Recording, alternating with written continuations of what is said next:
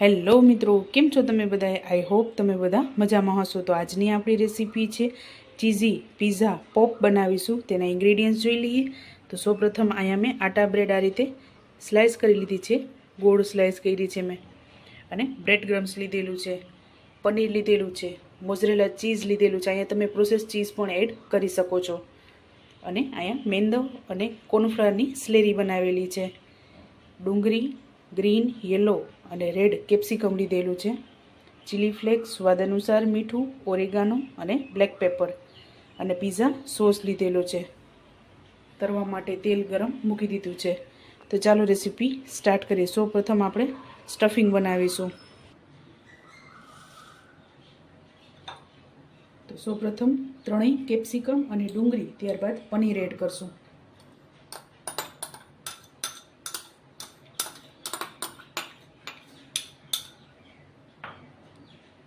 ત્યારબાદ મસાલા કરીશું. સૌપ્રથમ ઓરેગાનો એડ કરશું. સ્વાદ અનુસાર મીઠું, આપણે મીઠું ચીઝમાં પણ રહેલું છે એટલે આમાં સ્વાદ અનુસાર જ એડ કરવાનું છે. ત્યારબાદ બ્લેક પેપર અને ચીલી ફ્લેક્સ.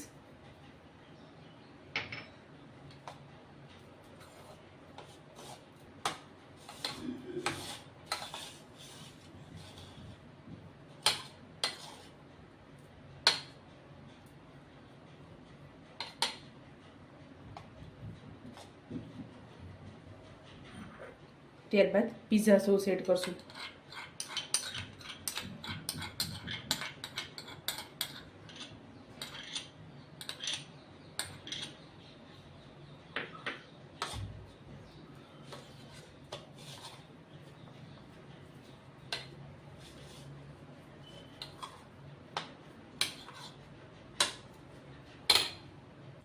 તો આપણે મિક્સ થઈ ગયું છે, એમાં ચીઝ એડ કરશું.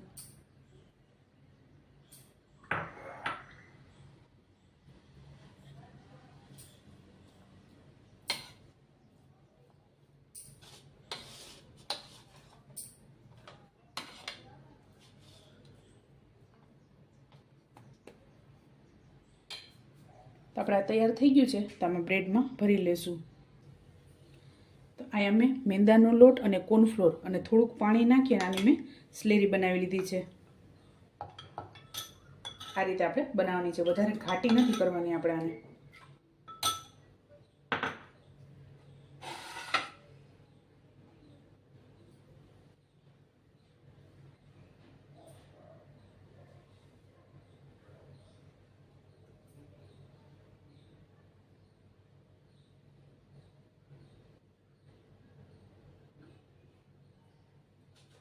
તો સૌપ્રથમ આપણે સ્ટફિંગ એડ કરશું.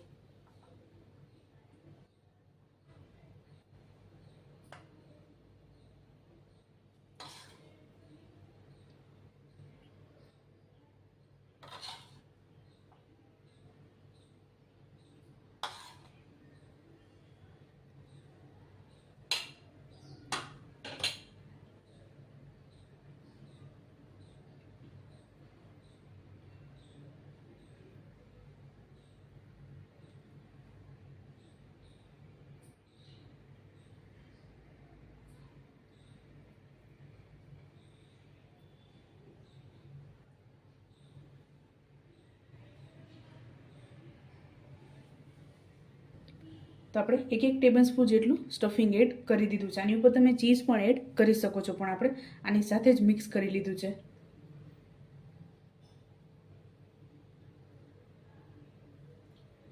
પછી આ રીતે આપણે ઉપર બ્રેડ મૂકી દઈશું.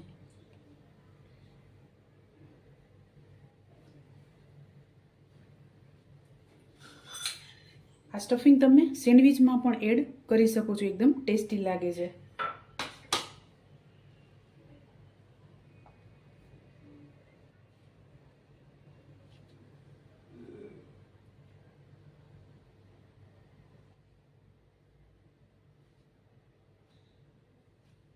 ત્યારબાદ આપણે એને સ્લેરીમાં ડીપ કરશું.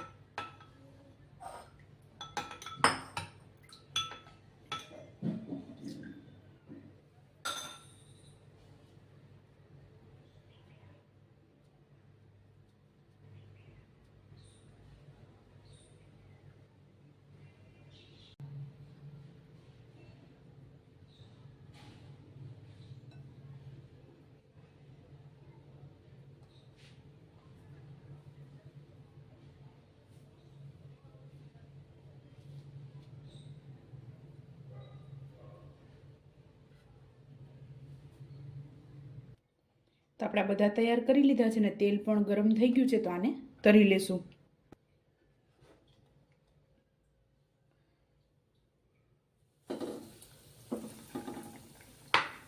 તો આપણે આને મીડિયમ ગેસ ઉપર તળી લેશું. એકદમ ક્રિસ્પી થાય અને ગોલ્ડન બ્રાઉન થાય ત્યાં સુધી આપણે આને તળવાનું છે. તો ચાલો મિત્રો, તૈયાર છે આપણું ચીઝ પિઝા પોપ. તમે પણ આ જ રીતે બનાવજો અને મને યાદ કરજો. મારા વિડીયોને લાઇક, શેર અને સબસ્ક્રાઈબ કરવાનું ભૂલતા નહીં.